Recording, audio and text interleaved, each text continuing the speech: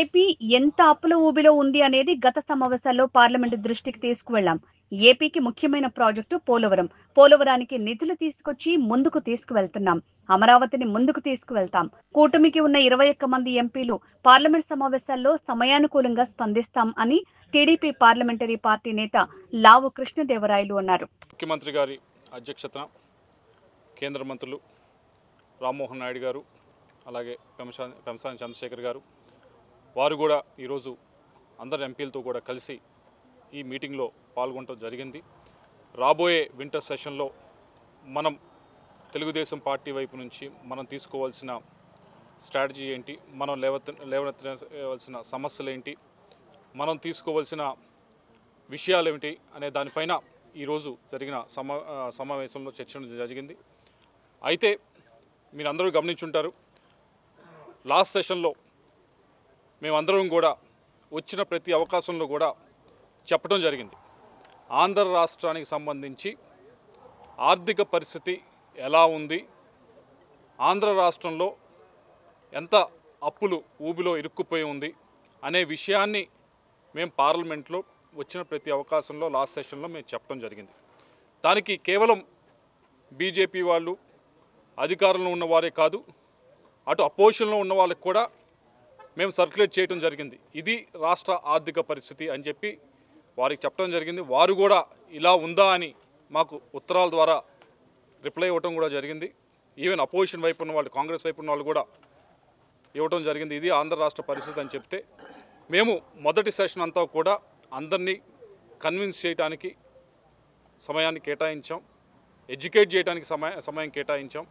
Educate చేస్తూనే రాష్ట్రానికి, ఆంధ్ర రాష్ట్రానికి గడిచిన 10 సంవత్సరాల నుంచి కూడా విడిపోయిన తర్వాత రావాల్సిన ప్రాజెక్టుల గురించి ఎందుకు మేము ఇంత గట్టిగా అడుగుతూ ఉన్నాం, ఎందుకు ఆ ప్రాజెక్టులే కాకుండా కొత్తగా రావాల్సిన వాటిని గురించి కూడా, అలాగే కొత్తగా ఆంధ్ర రాష్ట్రానికి ఇంకా రావాల్సిన ఫండ్స్ గురించి కూడా ఎందుకు అడుగుతున్నాం అనే దాన్ని పూర్తిగా ఎక్స్ప్లెయిన్ చేయడం జరిగింది. అలాగే రాబోయే సెషన్లో కూడా అదేవిధంగా ఈ 4 నెలల్లో కూడా అధికారంలోకి వచ్చిన తర్వాత విజన్ డాక్యుమెంట్స్ రిలీజ్ చేయడం జరిగింది. వికసిత ఆంధ్ర పైన 2047 పైన విజన్ డాక్యుమెంట్ రిలీజ్ చేయడం జరిగింది. అలాగే ఇండస్ట్రీకి సంబంధించి 6 ఇండస్ట్రియల్ పాలసీలు కూడా రిలీజ్ చేయడం జరిగింది. అలాగే అగ్రికల్చర్ సంబంధించి కూడా ఏం చేయబోతా ఉన్నామని చెప్పి కూడా ఒక స్పష్టత మొన్న ఇచ్చిన బడ్జెట్లో ఏదైతే 10 రోజుల క్రితం ప్రజెంట్ చేయడం జరిగిందో దాంట్లో కూడా చాలా క్లియర్గా చెప్పడం జరిగింది. వీటన్నిటినీ కూడా వచ్చే సమావేశాల్లో మేము మాట్లాడదలుచుకున్నాం. వీటన్నిటినీ కూడా మాట్లాడి మరొకసారి అదే ప్రయత్నం, కేవలం అధికారంలో ఉన్న వారినే కాదు, కూటమిలో ఉన్న బీజేపీనో జనసేనో కన్విన్స్ చేయడం కాదు, ఈవెన్ ప్రతిపక్షంలో ఉన్న వారిని కూడా ఆంధ్ర రాష్ట్రానికి ఎందుకు న్యాయం చేయాలి అనేదాన్ని వారికి కూడా కన్విన్స్ చేయాల్సిన బాధ్యత మా పైన ఉంది. తప్పకుండా చేస్తాం. ఉదాహరణకి ఏదో 1-2 ప్రాజెక్టులు కాదు, ముఖ్యమైన ప్రాజెక్టులు. ఒకటి పోలవరం, దాన్ని పూర్తి చేయడానికి మీరు అందరూ చూశారు, 3% మాత్రమే గడిచిన 5 సంవత్సరాల పని జరిగితే ఇప్పుడు కొత్తగా 12,000 కోట్ల రూపాయలు శాంక్షన్ చేయించుకోగలిగాం, దాన్ని ముందుకు తీసుకెళ్తా ఉన్నాం. అలాగే అమరావతి పూర్తిగా పక్కన పెట్టేయడం జరిగింది. దాన్ని కూడా ఇప్పుడు కొత్తగా వరల్డ్ బ్యాంక్ వచ్చారు, వాళ్ళ నిపుణులు కూడా వచ్చారు, వాడు కూడా శాంక్షన్ చేయడం, దాన్ని కూడా ముందుకు తీసుకెళ్తా ఉన్నాం. అలాగే రాయలసీమకు సంబంధించి 2 నోట్స్ కూడా మీరందరూ చూశారు, దాదాపు ఆగిపోయింది. నోట్స్ వచ్చినాయి కానీ దాన్ని ముందుకు తీసుకెళ్ళలేదు. ఆ 2 నోట్స్ కూడా ముందుకు తీసుకువెళ్తా ఉన్నాం. వీటన్నిటితో